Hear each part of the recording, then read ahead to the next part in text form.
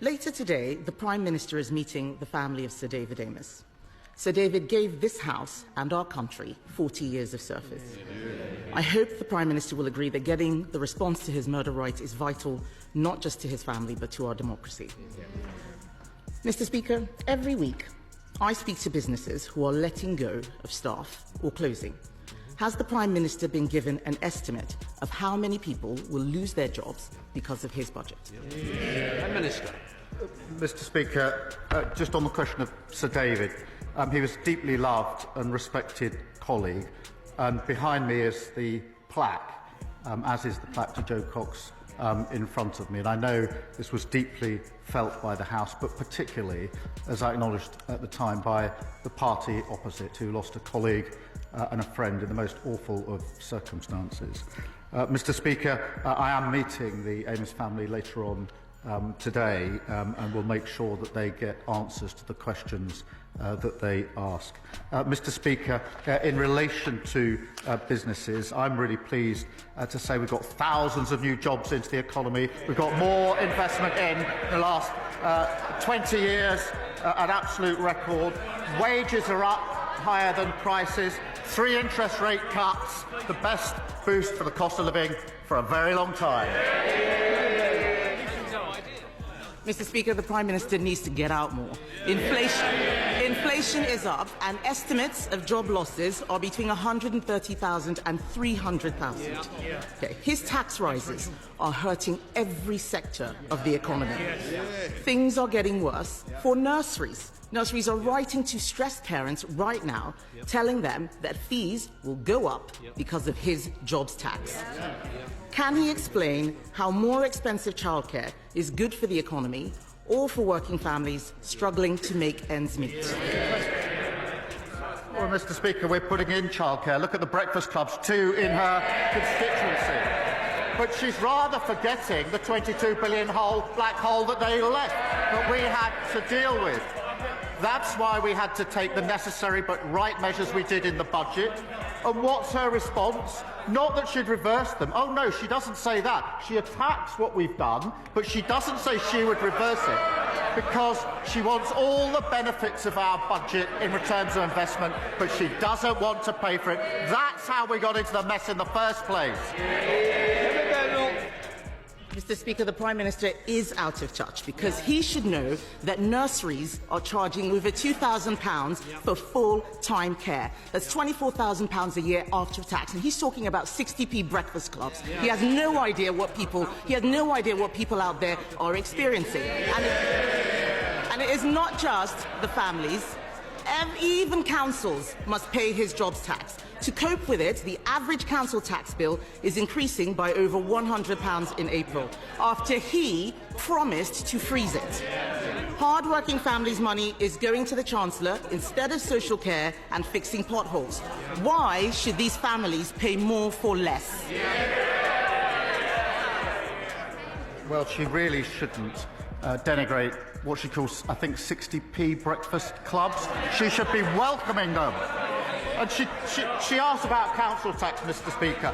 The Tories put up council tax every year for 12 years.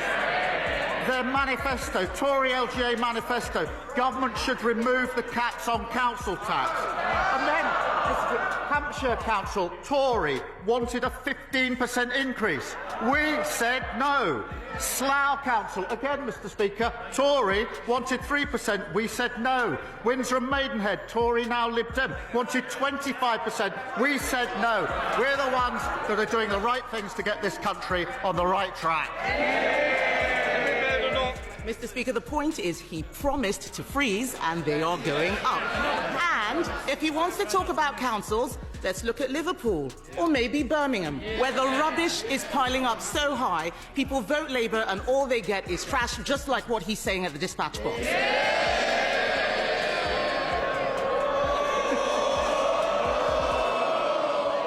People all over the country are suffering, not just in Birmingham, Millions of elderly people have had their winter fuel payments snatched away.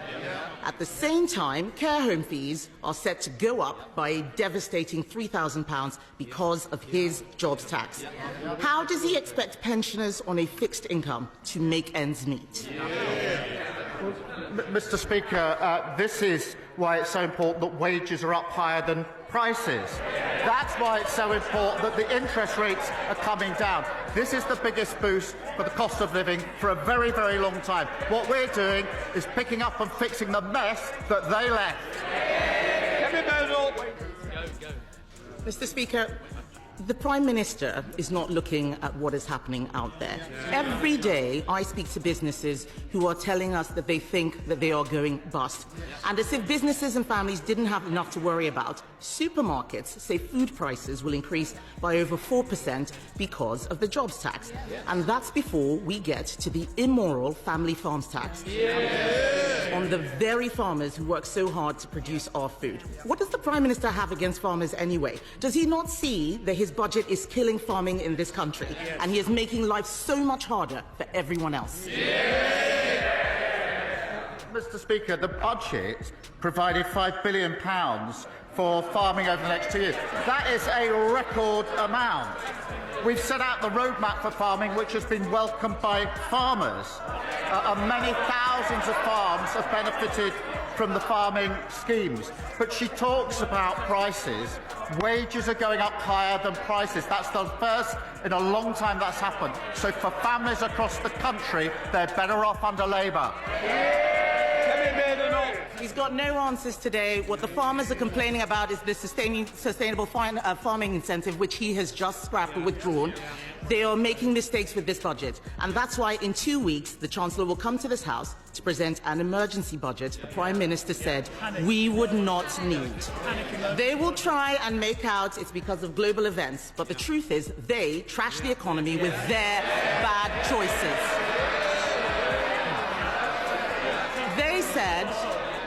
They said they'd look after pensioners. Then they snatched winter fuel payments.